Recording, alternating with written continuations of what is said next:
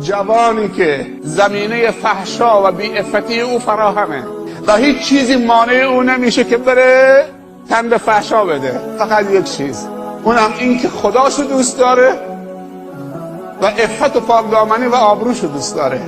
اونقدر شهوت به او فشار میاره که همینجور پریشان تو کوچه و شهر داره میچرخه.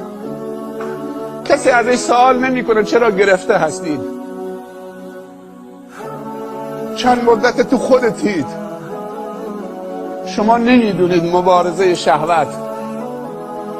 کتاب‌هایی نوشته شده، این کتاب‌ها رو بخونید. جرائم روانی جنسی. شهوت پهلوان از پا در میاره.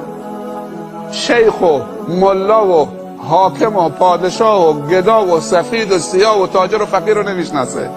باید به موقع بهش رسید، باید به موقع معالجش کرد، وگرنه آبروی برای شیخ، نه آبروی پسر شیخ، دختر شیخ و ملاست، پسر پادشاست.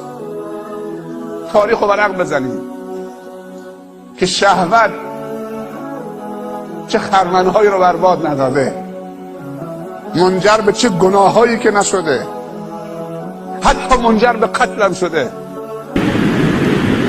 منجر به آدم ربایی شده، منجر به اعتیاد شده، منجر به دزدی شده. شهوت باید به موقع معالجه کرد.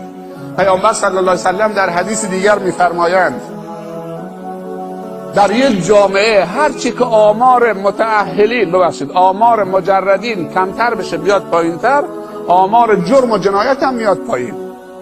از این دیگه واضح‌تر بگه. پیامبر صلی الله علیه و سلم می‌فرمایند اگر میخوای در جامعه شما آمار و ارقام جرم و جنایت بیاد پایین، کم بشه، آمار جوانای مجردتون رو کم بکنید. خیری ناستین بالا بزنه. میگم چند شب پیش ما گروه بودیم طرف سیریک، 20 داماد، یه عزیزی بلند شد گفت نفر 500,000 تومان من هدیه میدم به این دامادهایی که یک جا چه ارکستر شما پول گرفتید آقا ستار. تازه قوال باید 10 روز 15 روز 20 روز یک ماه پیش بره 200-300,000 تومان بهش بیانیه هم بدید. من نمیدونم بندگان خدا چرا از خدمت دیگران، اونم خدمت رایگان، بدشون میاد. برای امنیت خودشون، برای سلامتی خودشون، برای حفظ آبروی خودشون میگن نه ما هم پول به قوال میدیم بهتره. 1,000,000 تومان. روز قیامت اگر که صف تو با صف رسول الله جدا کردن، تو رو بردن تو صف قوال که خوب پول میچسبونی تو پیشونیش، صف رسول الله همون طرفه. خواستی که بری اون طرف رسول الله، قوال میخواد بره اون طرف، میگن تو برو، تو خدا یه صف تشکیل دادی در مقابل رسول الله صلی الله علیه و سلم، حالا میخوای به تو صف رسول الله. اونجا آدم کجا میره؟ اونجا دیگه نمیذارن سر توی واشکی بندازی من برم تو صف رسول الله قایم بشم، از همونجا درت میارن. خواب از همه میپره. دشت محشر میگن یه تپه شنی هم نداره، میگن دشت محشر، خودمون نمیگیم دشت محشر. ما سحر داریم با جیمی و سحر داریم با دو چشم، یعنی سرزمین بیخوابی، سرزمینی که اگر تو 1 سالم نخوابیده باشی بارم چرت نمیذاری، اینطوری گرفتی سرت. امروز درباره من چه قضاوت میشود؟ لخت مادرزا، کسی نگاه به شرمگاه کسی نمیکنه. ام المؤمنین عایشه سوال کرد رضی الله عنهما، یا رسول الله مرد و زن لخت مادرزا از قبل در میان؟ گفت مرد و زن لخت. گفت نگاه به شرمگاه هم نمیکنن. گفت حول و وحشت اون روز به کسی اجازه نمیده نگاه بشه، هر کسی سرش گرفته.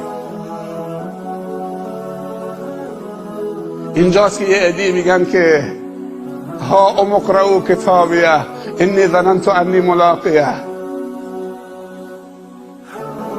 کتاب من بخورید من قبول شدم، من تو صف رسول الله صلی الله علیه و سلم و یاران رسول الله و ناصرین رسول الله و حامیان دین و سنت رسول الله صلی الله علیه و سلم در دنیا بودم. زمینه انحراف داشتم ولی به خاطر خدا انحرافمو خرد کردم، گردن هوا هوسمو خرد کردم، تابع خدا و رسول خدا کردم.